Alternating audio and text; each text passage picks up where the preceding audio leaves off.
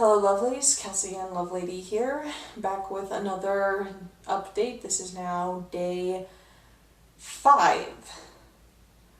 5? 5. 5 of my kind of personal life vlog in regards to my mental health during the situation that I face currently in my life. Let me see. For the most part, today was a good day. There weren't a whole lot of massive issues or breakdowns. Some personal issues among friends came up, but neither here nor there. But this morning did start off a little bit rough, and let me tell you why. I am currently on high blood pressure medication. I was diagnosed with hypertension around February. Yeah, February.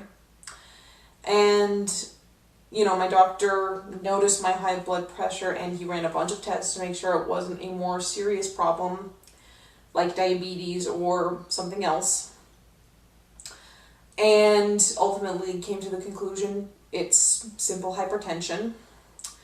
Obviously it's very rare to have hypertension at my age, but my mother does have hypertension as well. Obviously there have been a lot of stressors in my life, and to be perfectly frank with you, I could eat and I could lead a healthier lifestyle. I could, consume less salt and less sugar, and I could stand to lose some weight. I talked about that kind of yesterday. So I'm on high blood pressure medication with the goal of eventually getting off of it somehow, some way. But anyways, I don't actually take all that much medication. It's only like 10 milligrams a day. And I just gotta say, Walgreens is on top of my prescription because they get me my prescription way in advance. Way in advance. But anyway, this is why this matters. This morning, I finished off my second to last bottle of my high blood pressure medication. Now I have one more, and it will last me 90 days, which is a long time. That's mid-September for reference.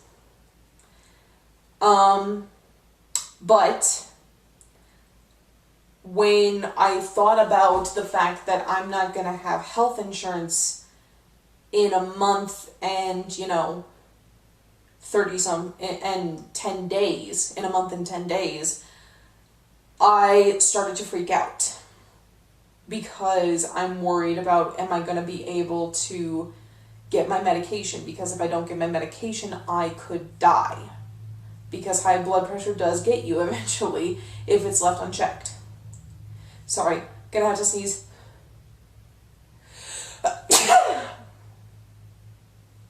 Thought it'd fake me out there for a second. But anyways, I'm worried about affording my prescription. Now, to be perfectly frank with you, by comparison to most prescription drugs, my high blood pressure medication is very cheap.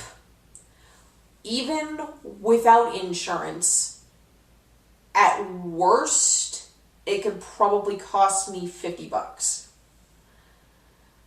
And if every single prescription is 90 days, that means I'm going to be grabbing a prescription every, 4 to 5 times a year. So at the end of the year, it's like $250 out of my pocket. When you compare that to things like insulin, which is way freaking overpriced, that's nothing. Nevertheless, it's a valid concern that will I be able to afford the medication that I need if I don't have a benefited job by the time I need my next prescription. So it was just one of those little things that immediately reminded me of a big ass problem in my life and made me freak out. For the record, No, I have never been diagnosed with anxiety. Over the course of my life, I've seen several counselors. Most of them are like behavioral counselors because I had some behavioral issues when I was a younger kid. I didn't get along with a lot of people in school. I had a hard time learning. I was very emotional. And except for the one quack who wanted to put me on drugs when I was 8, most of my counselors said, by the time she hits puberty, this will be gone. And for the most part, they were right. It actually, I matured more when I hit high school, but that was also because of how classes worked. If I didn't like somebody, I didn't have to be with them, 8 hours a day, like I had to do with my elementary and middle school. In high school, I could just find my people during my free time, hang out with them, and if I had to be in a class with somebody I didn't like, I just had to tolerate them for an hour. It was fine. I also went to a counselor when my parents started the process of getting divorced. It was supposed to be, I was supposed to go to this counselor in regards to that and my feelings on that. It ended up more being like, let's get to the root of some of your problems as an adult that started as a child, which I'm very grateful to my counselor. I ultimately stopped going to her for 2 reasons. Number one, I was going to study abroad in England for a semester, so I wasn't going to be able to see her for, at the minimum, 4 months. By which time she would have given birth to her son. And she has basically been on maternity leave for the last 2 years because she is fortunate enough to own her own practice. So, last 2 years. More like last 4 years. She's kind of been on maternity leave for the last 4 years. But that's because she owns her own practice. She can decide when she goes back to work or how long she wants to take care of her kids. She's very lucky that way, and I will not begrudge her that. But at no point has anxiety been brought up by any of my counselors. I briefly went to a counselor on my college campus before I went to my parents' divorce counselor, who brought up the possibility that I could have depression, but anxiety has never been mentioned in regards to me.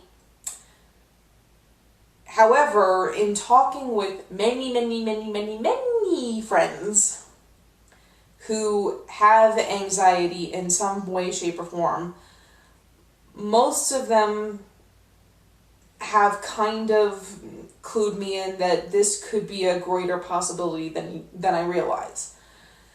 So, now obviously I'm not encouraging self-diagnosis or being diagnosed by anyone other than a professional. Bad idea.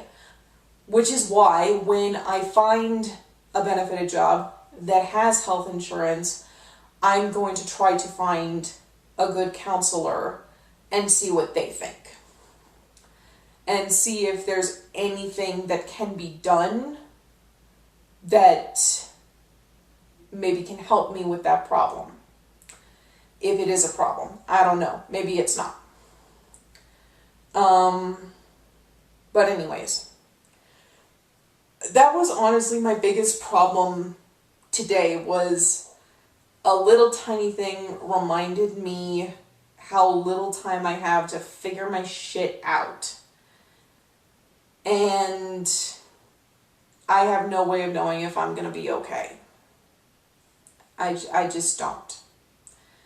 I have not heard back from, except for jobs I applied for all the way back in March. I'm only just hearing rejection letters from them now. But for jobs that I've applied for since then, I've not really heard anything. So, and I keep wondering if this feeling inside of me towards one specific job that I applied for, I'm still unsure whether it's me getting my hopes up, or the universe trying to tell me that I'm on the right track? Again, really hope that it's the latter. Because that would be really nice. If I could be, employed by next month, that would be really, really, really fucking nice. And actually, I just thought of another issue. Anybody else out there, people who believe in jinxes? Like, if you say this too many times or one too many times, then you won't get it, or you won't get what you want if you speak it. I'm struggling with that right now. And the reason why I'm struggling with that is that anybody who tells you, like, if you listen to the people who are like, this is how you make your dreams come true, this is how you get what you want out of the universe, they say, manifest it. Say it over and over again and be specific. So it's like, what do I listen to? Do I listen to my superstitious side that says that I will jinx it if I talk about it? Or do I listen to the people who manifest? I don't know. I don't know what to do. So, those are my biggest issues today. Honestly, not horrible problems to have by comparison to some of my other problems. But anyway, I'm going to go take a walk so that I can get some exercise in. And then I'm just going to unwind for the rest of the night. So, thank you for watching this video, and I hope to join you next time. Bye.